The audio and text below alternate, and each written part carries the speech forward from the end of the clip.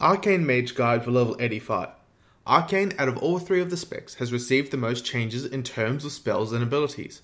Furthermore, it seems to be the only mage spec at level 85 that is not viable in PvE.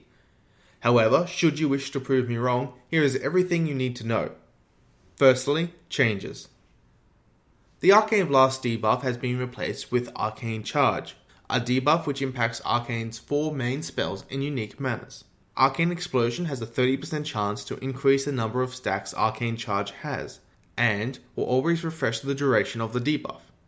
Arcane Blast gains 22% damage and 125% mana cost per stack of Arcane Charge. This spell will grant 1 stack of Arcane Charge upon a successful spell hit. Arcane Missiles gains 22% damage per stack of Arcane Charge, and will grant 1 stack of Arcane Charge upon the successful channel of a spell. Arcane Missiles is cast at the cost of a buff that stacks up to 2 times and has a chance to be triggered by all of your damaging spells. Arcane Barrage gains 22% damage per stack of Arcane Charge, also resetting the stacks of the debuff. Furthermore, for every charge you had upon casting it, Arcane Barrage will hit an additional target for 50% of the initial target's damage. Our mana is no longer generated through Mage Armor, but rather passively as a neutral trait of the class. This regeneration benefits from haste.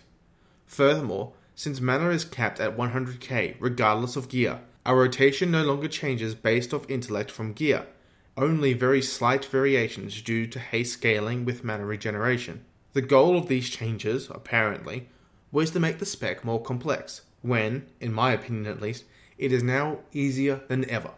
The rotation. The goal is to remain as close to 100% mana as possible, as our Mastery's bonus damage is dependent on how much mana we have.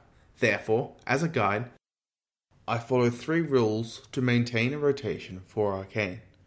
First, attempt to reset your Arcane Charge stacks at approximately 85,000 mana. Never refresh Arcane Charge whilst Arcane Missiles is castable. Third, whilst building stacks of Arcane Charge, if you receive 2 stacks of Arcane Missiles, use Arcane Missiles once. Though this is not an exact rotation, and it will fluctuate based upon missile procs, you will follow the pattern of 4 Arcane Blasts, 1 to 2 uses of Arcane Missiles, 1 cast of Arcane Blast, then Arcane Barrage, refreshing Living Bomb as soon as possible whenever it falls off the target. An important number to keep in mind is that 6 stacks of Arcane Charge will result in Arcane Blast costing 12,500 mana. Therefore, in order to adhere to the first rule, you should aim to have 95,000 mana before the final cast. As for burn phase, use Arcane Power on cooldown and also alter the rotation to 6 casts of Arcane Blast, then Missiles, then Barrage. Upon reaching 35% mana, use Evocation. Note, if you have 4-piece Tier 13, this does not apply to you. If you have full Tier 13, continue to do your rotation as normal, and only burn your mana once every 2 uses of Arcane Power.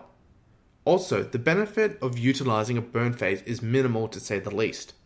In my opinion, I will continue to do my normal rotation using Arcane Power on cooldown, only utilizing a burn when burst damage is critical, such as Tendons on Spine of Deathwing.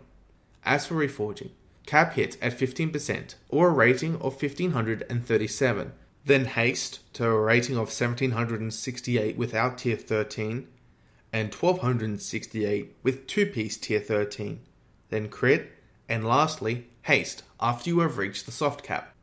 And just one more thing, if you guys wouldn't mind leaving me a comment in regards to the rotation, when I'm explaining what I think is the best way to go about it, would you rather me show an ideal scenario where I'm working on the dummies?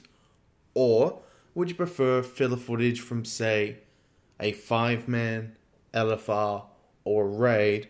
Thanks for watching. To see my Fire or Frost guides, as well as an overview of mage changes, click the screen now.